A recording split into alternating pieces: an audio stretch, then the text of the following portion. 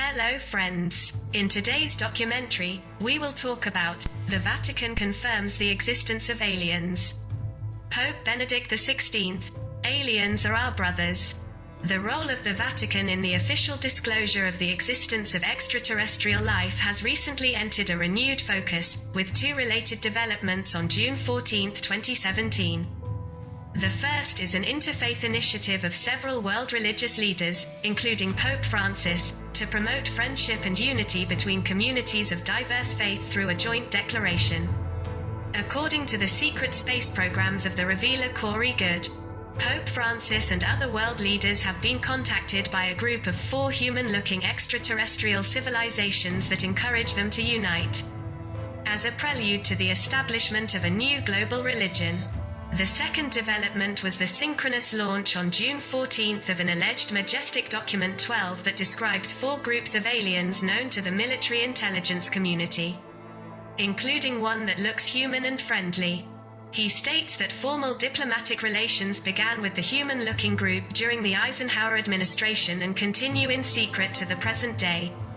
When it comes to the role of the Vatican and extraterrestrial life, it is important to note that the Catholic Church has long played a major role in secret diplomatic relations with aliens.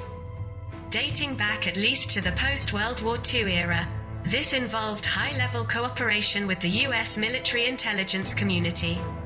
In February 1954, Cardinal Francis McIntyre represented the Catholic Church at the first official meeting with human-looking aliens, called Etherians at the time, at Edwards Air Force Base.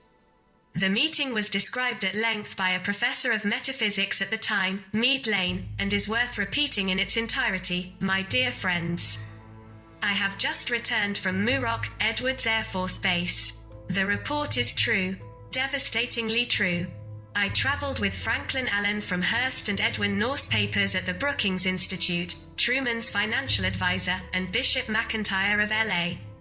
When we were allowed to enter the small section, after about 6 hours of examining every possible element, event, incident, and aspect of our personal and public life, we had the distinct feeling that the world ended with fantastic realism. For I have never seen so many human beings in a state of utter collapse and confusion. Because they have realized that their own world has indeed ended with such a purpose is to demand description. The reality of the other aircraft is now and forever removed from the realm of speculation and has become a rather painful part of the conscience of every responsible scientific and political group. During my 2-day visit, I saw 5 separate and distinct types of aircraft studied and operated by Air Force officials, with the help and permission of the Etherians. I have no words to express my reactions. It finally happened. Now it's a matter of history. President Eisenhower, as you probably already know, was invited to Muroc one night during his visit to Palm Springs. And it is my belief that he will ignore the terrible conflict between the various authorities, and go directly to people on radio and television, if the stalemate continues much longer. From what I could gather, an official statement is being prepared for the country for their delivery in mid-May. Unfortunately, the planned revelation in May 1954 never happened. It will become one of the many announcements of possible extraterrestrial revelation that will come and go in the coming decades, some of them involving the Vatican in a prominent role. As we shall see, in the US-American contractors, it is highly doubtful that the Vatican shared these goals of great power, given its traditional focus on soft power in associating the Church with progressive ideas such as social justice, the eradication of global poverty, religious tolerance, and so on. Secret diplomatic relations with the aliens have continued, according to the recently leaked Majestic 12 evaluation document. A meeting followed in July 1954, 5 months after the initial meeting at Edwards AFB base. Here Eisenhower established full diplomatic relations with human-looking alien visitors. Document MJ12 states, to the extent that no threat, whether implied or express, of a military, civilian or social nature has been transmitted by the visit of the aliens against the governments and peoples of the United States of America. And to the extent that great cultural and technical progress has been made through such an exchange, it gives full diplomatic recognition to these people beyond our world. Moreover, let us be known that we seek to provide shelter, comfort and help in all their peaceful endeavors, insofar as they are respected by the laws of our country and by the right to self-determination and free will expressed in our national constitution. And until the objectives or methods of both parties to this agreement are considered otherwise, this connection between our peoples will remain in force. The previous diplomatic treaty was drafted by the Directorate of Operation Majestic 12 and a joint committee of extraterrestrial visitors and representatives of the U.S. Diplomatic Corps. As a statement of intent, it was ratified and signed at Kirtland Air Force Base, Texas, on July 18, 1954 by President Dwight D. Eisenhower and a person on behalf of the EBE, extraterrestrial biological entity. The Majestic document has multiple anomalies, security markings, spelling errors, etc., which has led many UFO researchers to dismiss it as a hoax. However, the document has many things in it that appear exactly from a historical perspective. This suggests that the document was intended to achieve a specific purpose, by releasing factually accurate information, along with anomalies that could easily lead to its rejection through plausible discredibility. With regard to the purpose of the Majestic document, we must consider the section examining 4 types of extraterrestrial life known to the Defense Intelligence Agency in 1989, when the briefing paper was prepared: humans like Earthlings, little greys, grey, EBE and transmorphic entities.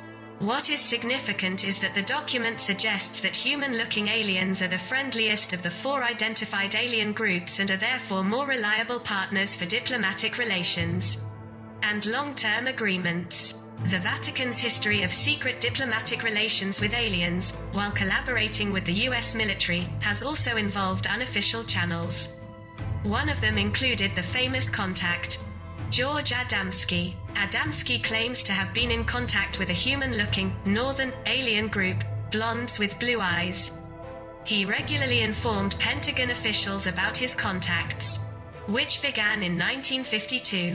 In addition, Adamski says he secretly met with Pope John XXIII in 1963. UFO researchers such as Desmond Leslie analyzed Adamski's allegations in this regard and found them correct. Adamski apparently sent messages and coordinated 1 or more secret meetings between Pope John XXIII and the Nordics that suggested the Pope promote a more tolerant and inclusive Catholic religion. This coincided with the convocation by the Pope of the Second Vatican Council, 1962 to 1965, which is widely recognized for modernizing the practice of Catholicism and bringing it into the 20th century. It is important to consider the significance of this scenario in terms of a reformed Pope willing to change Catholic practices, and theology as a result of secret diplomatic relations with aliens. Decades later, in February 2008, the Catholic Church played a major role in the United Nations secret talks on revealing the reality of extraterrestrial life. It has been said that as a result of these discussions, the Catholic Church will lead the way in promoting greater openness to the issue of UFOs and extraterrestrial life. This alleged evolution at the United Nations coincided with the head of the Vatican Astronomical Observatory, Father Gabriel Funes, giving an interview entitled "The Alien is My Brother," published by the Vatican daily L'Osservatore Romano on May 13, 2008. Although the existence of secret UN talks in 2008 continues to be hotly debated, the timing of Funes' interview makes it plausible that these events took place as independents claimed. Increasing the credibility of these disclosures are the recent comments by Corey Goode, who was told by his sources that a disclosure initiative did take place in 2008 and that the Vatican was a key player. Numerous further developments have taken place since 2008, with the Vatican sponsoring astrobiology conferences since 2009 on the scientific and social implications of extraterrestrial life. All of these developments clearly indicate the conclusion that prominent Vatican officials have laid the groundwork for preparing Catholics around the world for early revelations about extraterrestrial life and major church reforms that will emerge. The unprecedented withdrawal of a living pontiff, Pope Benedict XVI, who was part of a conservative faction of the Catholic Church, and his replacement on February 28, 2013 by the more liberal progressive Pope Francis I, seems to be part of this process. Hidden training. On October 27, 2014, Pope Francis issued a statement in which he referred to aliens, using the euphemism beings of the universe, as playing a key role in God's evolutionary plan. When we read in Genesis the account of creation, we risk imagining God as a magician with a wand capable of doing everything. But it is not so. He created beings and allowed them to develop in accordance with the internal laws that he gave to each one, so that they could develop and reach their fullness of being. He gave autonomy to the beings of the universe at the same time as he assured them of his continual presence, giving birth to every reality. And so creation continued for centuries and centuries, millennia and millennia, until it became what we know today. Precisely because God is not a demiurge or a magician, but the creator who gives life to all things. Here Pope Francis laid the groundwork for something previously unimaginable to happen in the theology of the Catholic Church. It is possible that the aliens acted as intermediaries in the evolution of humanity and, therefore, in the establishment of Christianity and other religious traditions. This meant that the ancient astronaut claimed that extraterrestrial visitors used bioengineering or helped human civilizations to evolve since ancient times, were views that are now perfectly compatible with the theology of the Catholic Church, according to Pope Francis, about evolution. Consequently, it is very possible that the Vatican is secretly working behind the scenes with one or more alien races to lay the groundwork for future revelations that will facilitate the establishment of a global religion. It will introduce a cosmic perspective based on new information provided by human-friendly aliens. The declaration of friendship and unity can therefore be a very tangible prelude to a new global faith in the near future. The almost simultaneous release of the alleged document Majestic 12 of June 14, 2017 is very significant due to its clear opinion on human-looking aliens as friends and diplomatic partners.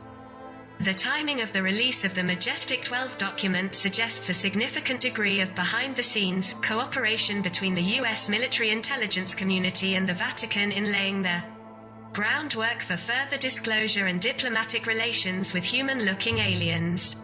The prospect of Pope Francis and other religious leaders being able to work with extraterrestrial visitors to promote a new global religion has led to great concern. Is it something to receive or to oppose? Do aliens work behind the scenes with religious leaders to trust or not? Is this effort to establish a new global religion part of an officially sanctioned effort by the U.S. military intelligence community to reveal some, but not all, information about extraterrestrial life and secret space programs? All of these questions deserve serious consideration. If you liked our documentary, don't forget to leave a comment, a like and subscribe. Until next time, I wish you a wonderful day.